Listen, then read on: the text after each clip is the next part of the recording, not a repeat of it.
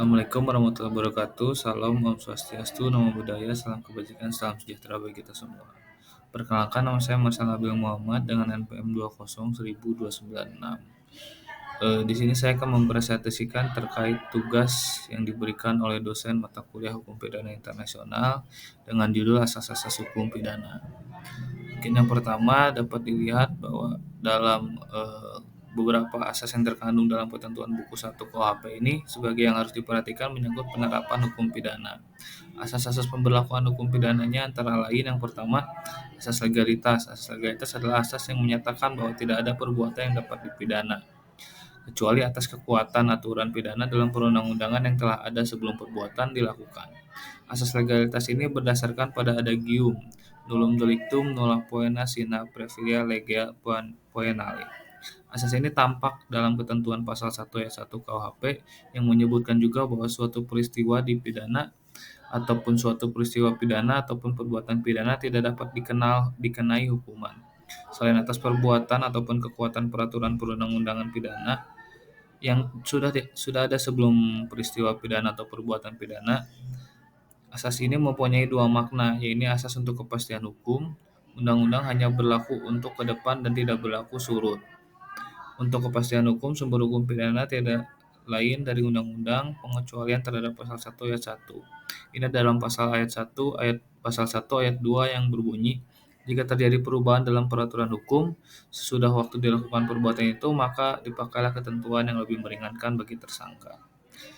Nah, kemudian untuk yang kedua ada asas teritorialitas. Asas teritorialitas ini adalah asas yang memberlakukan KUHP bagi semua orang yang melakukan perbuatan pidana di dalam wilayah Republik Indonesia.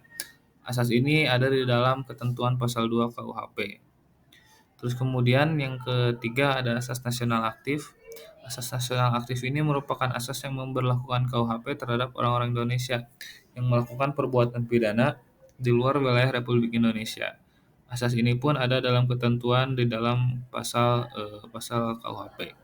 Kemudian nomor 3 ada asas atau nomor 4 ada asas nasional pasif. Asas nasional pasif adalah asas yang memberikan KUHP terhadap siapapun, baik warga negara Indonesia maupun warga negara asing. Perbuatan ataupun pasal pengaturannya ini ada di pasal 4 KUHP. Nah, terus kemudian yang terakhir ada asas persamaan atau asas universal. Asas persamaan ini menitikberatkan pada kepentingan hukum internasional secara luas ataupun makna luasnya ini berarti hukum pidana tidak dibatasi oleh tempat, wilayah, ataupun bagi orang yang tertentu saja, melainkan dimanapun dan bagi siapapun.